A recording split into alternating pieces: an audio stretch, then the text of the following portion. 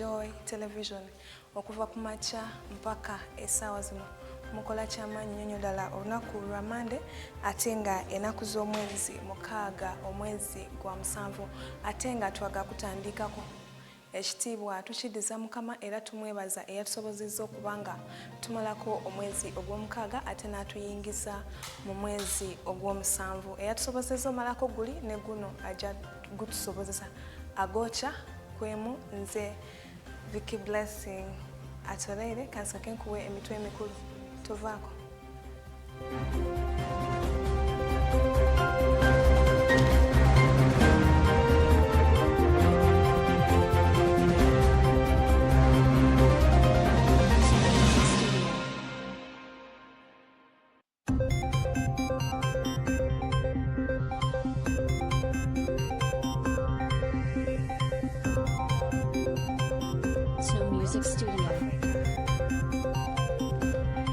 SSWO yayongedde amaanyi mu kampeyini y'okukuuma obutonde obw'ensi. Abakola enguudo mu bitundu basabye gavumenti okubakulembeza mu pulojekiti z'enguudo. Abalwanirira eddembe basabye okwekenneenya etteeka lya siriimu.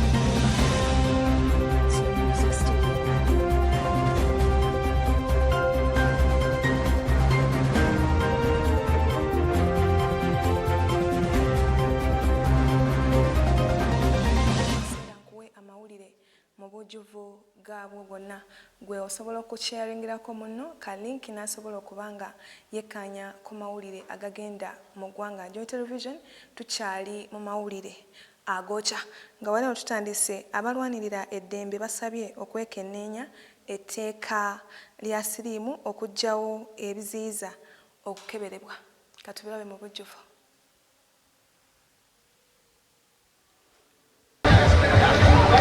Uganda has made significant strides in the fight against HIV, saving millions of lives through expanded treatment and prevention efforts.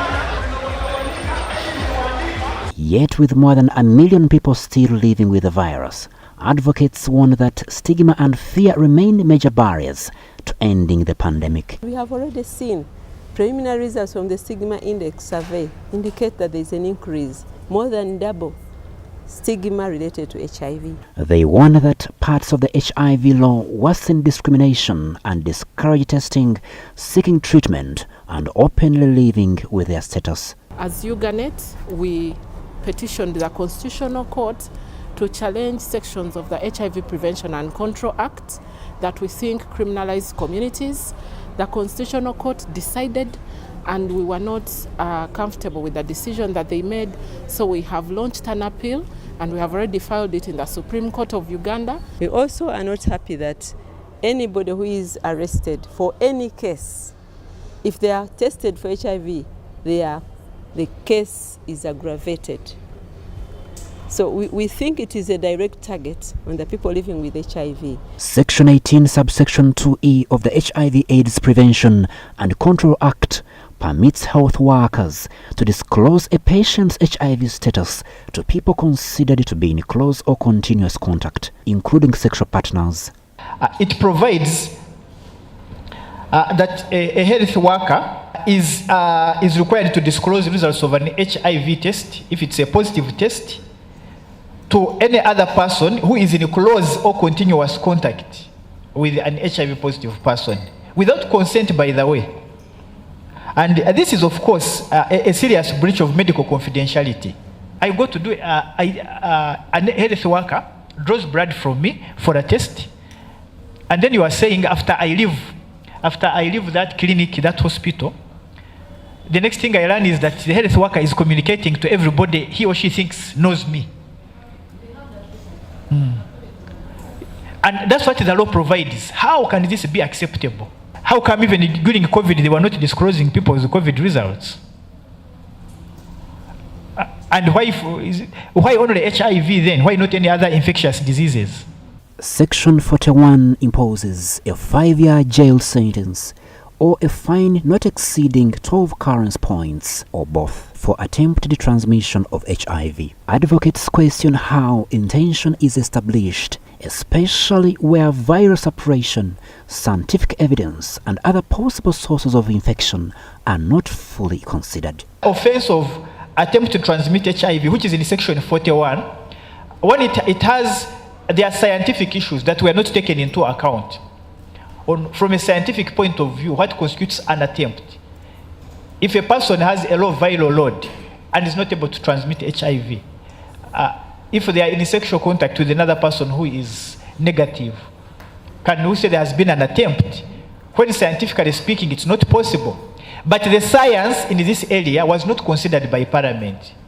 And of course, the courts of law will never consider it because it's not in their domain. And we thought we had done a good job in moving the court to appreciate that the science around HIV had evolved, and therefore criminalizing communities was not needed as an effort to make sure that HIV is wiped out. But unfortunately, they did not believe us. Because you are negative and you don't know, or you know, then we go to a lodge and you want me to be the one protecting you. Why?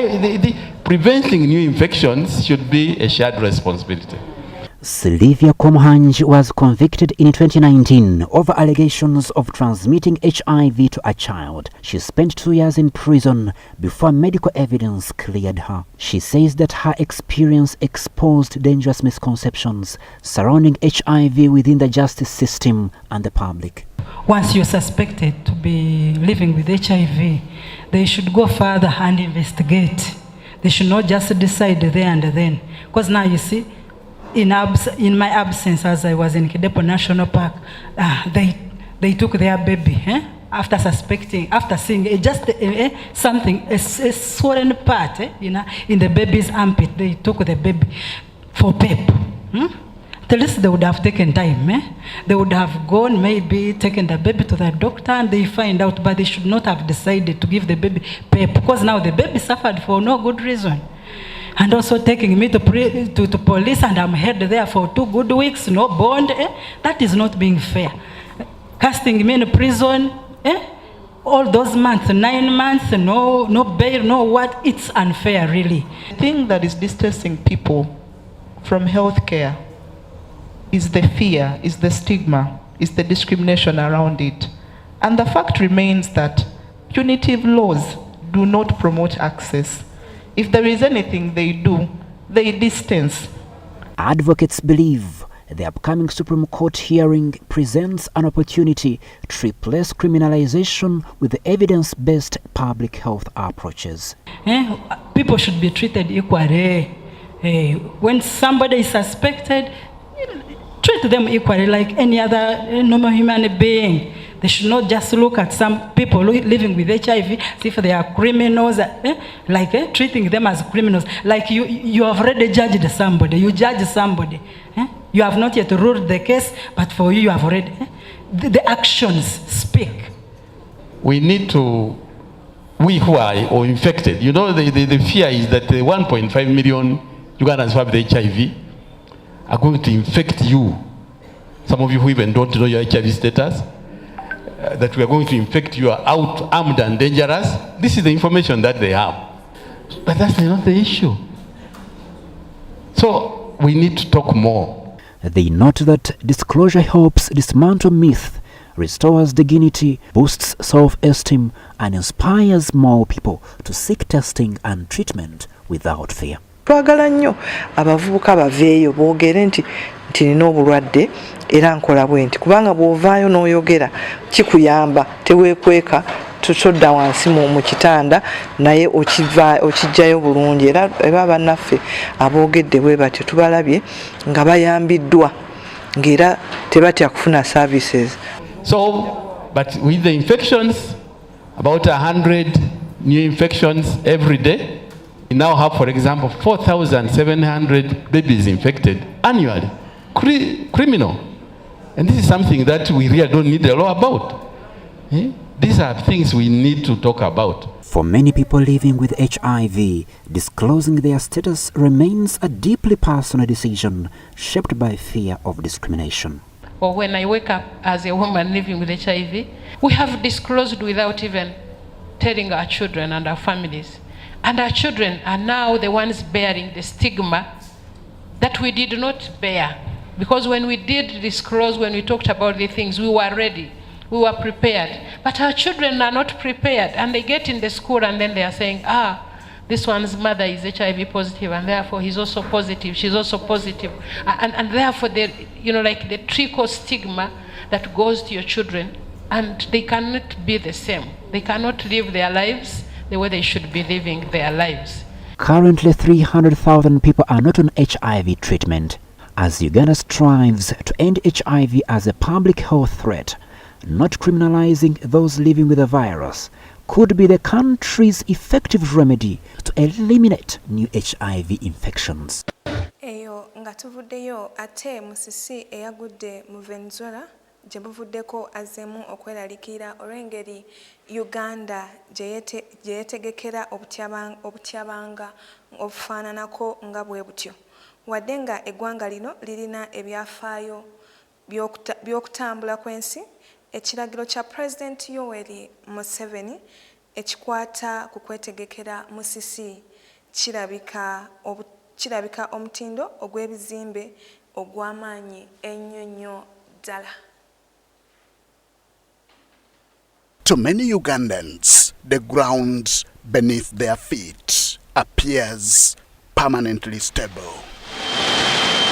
Yet, deep underneath, enormous tectonic plates are constantly shifting slowly and silently, while storing energy that can be released without warning.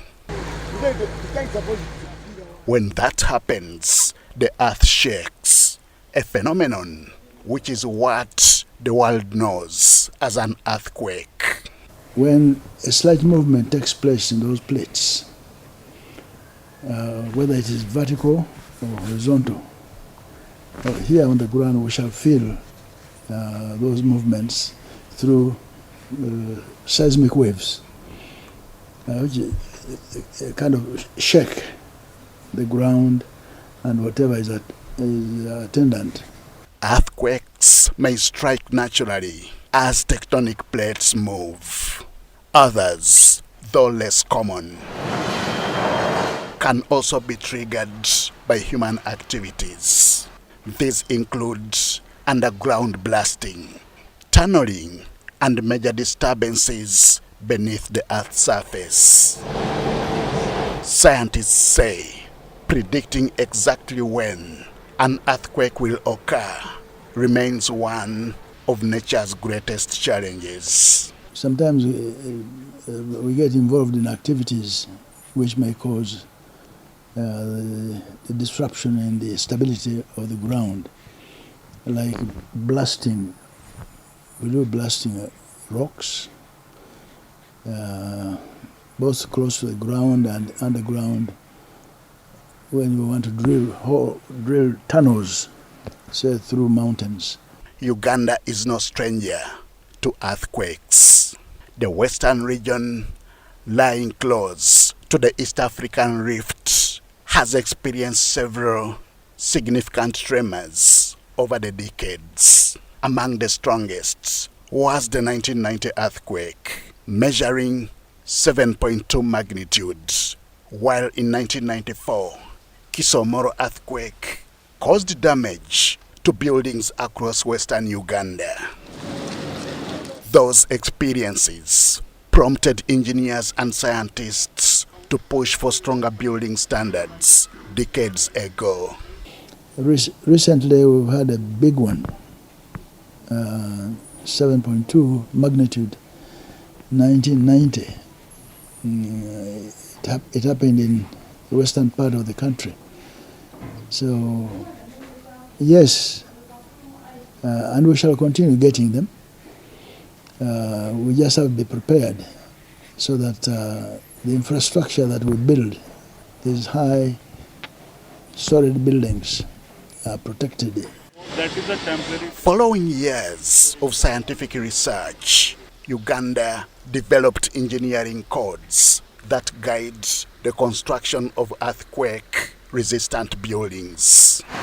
The challenge, experts say, lies not in the absence of standards, but in enforcing them consistently. Every approved building, particularly multi-storied structures, should comply with modern engineering requirements. Are we prepared? Yes, we've been prepared. And the consulting engineers have been using this code and other codes from across the world. So Ugandans stay alert. Don't just relax and say this is something for Japanese only. Countries such as Japan have transformed repeated disasters into opportunities for innovation. Through continuous research, strict building regulations, and public awareness, earthquake-related deaths have significantly reduced despite frequent seismic activity. Uganda's engineering community believes similar investment in science and research remains essential. Continue research. Our universities where engineering programs are available should be facilitated to make sure research in this particular science is enhanced. And there are a few students who have graduated, especially from Makerere, that's what I recall. They continue to graduate with knowledge about handling problems that arise if you want to construct a building in an earthquake-trodden area.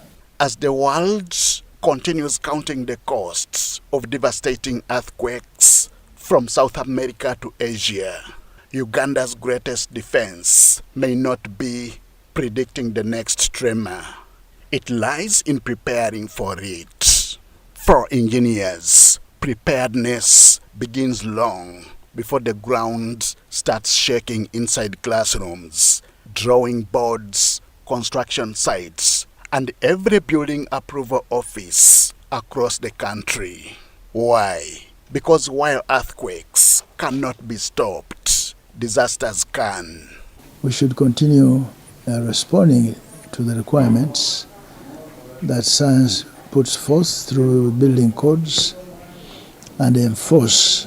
Make sure the enforcement agencies don't approve plans just for the sake of approval. Whether Uganda experiences another major earthquake tomorrow or decades from now, experts insist one lesson remains unchanged. Resilient buildings save lives. Ate bo banaffe abakola enguudo z'omu bitundu mu ggwanga balajanidde gavumenti okubawa pulojekiti z'enguudo mwe basobola okwetaba mu kuzimba ebyenfuna. Basaba Ministry y'emirimu n'entambula okukulembeza abakola enguudo mu bitundu. Katubirabe.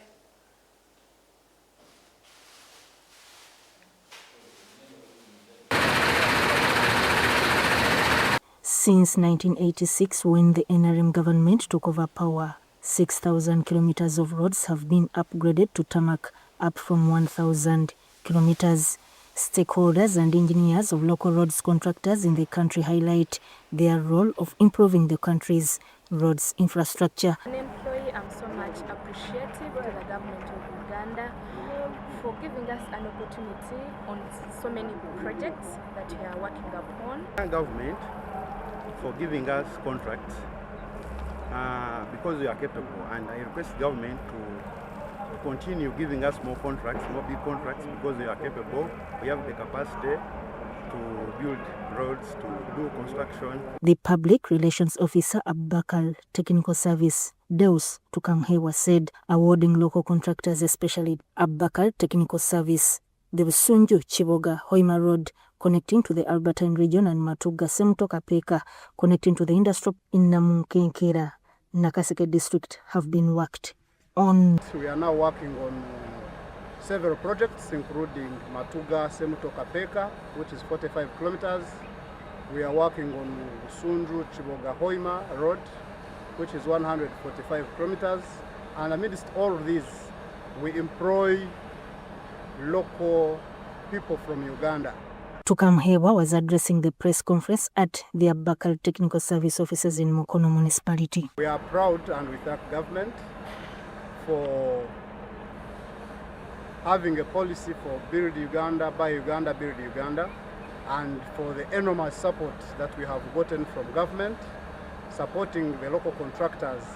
We are so happy, and we thank the government of the Republic of Uganda, and particularly our president, for he has considered us and given us an opportunity to a local contractor like Abubakar.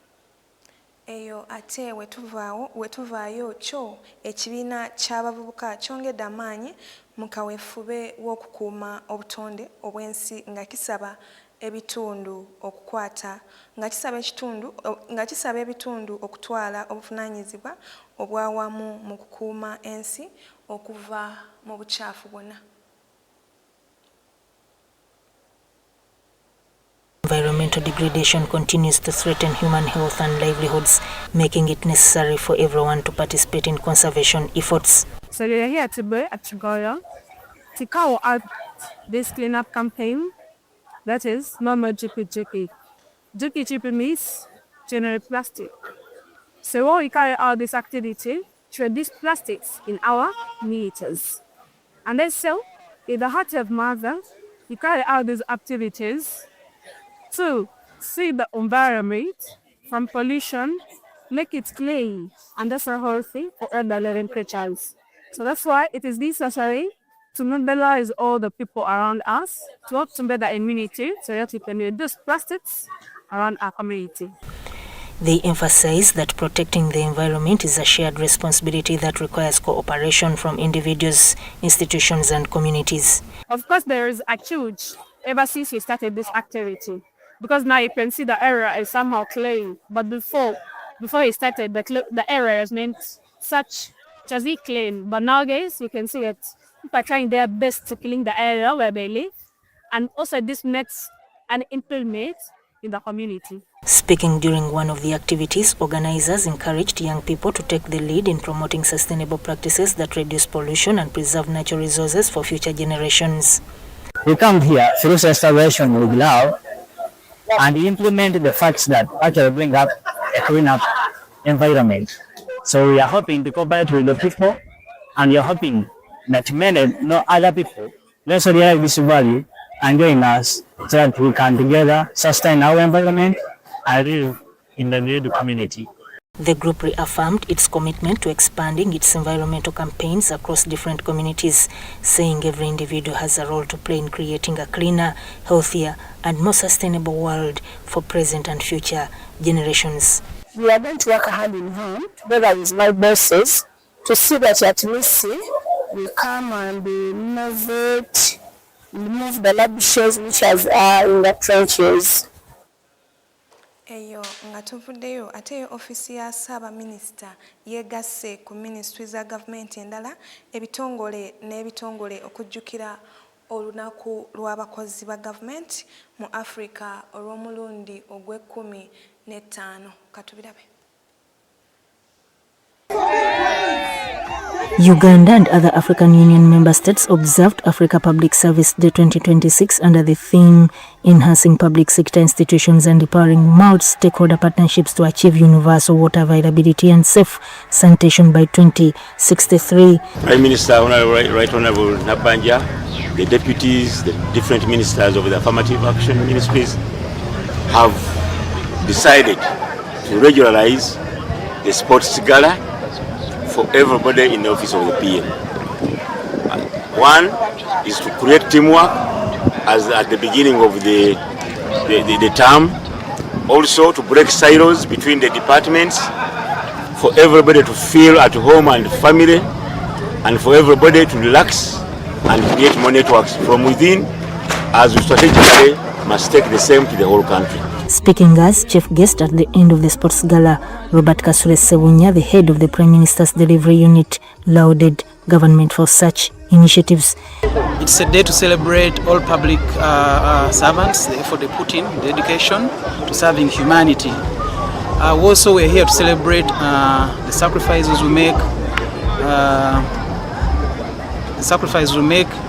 but also the fact that we're part of a community. So we gathered here as OPM community to celebrate the day and wellness as part of the well-being and another aspect of what we at OPM consider as important. The sports gala was won by the Monitoring and Evaluation and Sustainable Development Goals Secretariat with 21 points and 3 other departments, the Executive, Pacification and Development and Finance and Administration tied up on 19 points among others.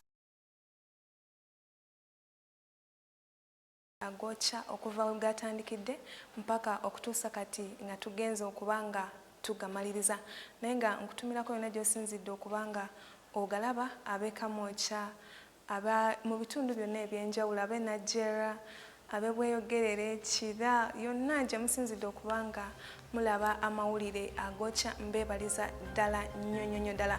Ebitundu siyinza bimenyamenya ne mbimalayo naye kye mubeera mumanya nti mbaagala nnyo kubanga ekyo kye mukola kyamaanyi nnyo ddala naye nga teweerabira kwebaza Mukama Katonda waffe eyakutuusizza mu mwezi ogw'omusanvu kubanga tekibeera kyangu okubanga omazeeko omwezi si gwe asalawo eri obulamu bwo wabula Mukama Katonda yasalawo eri obulamu bwo.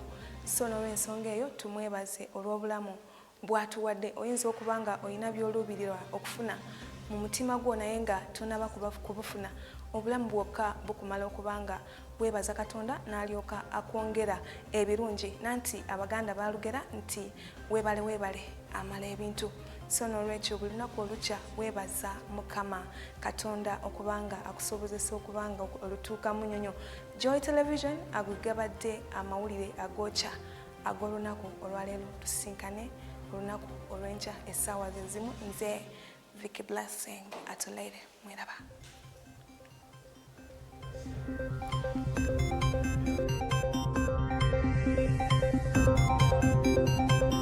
So Music Studio.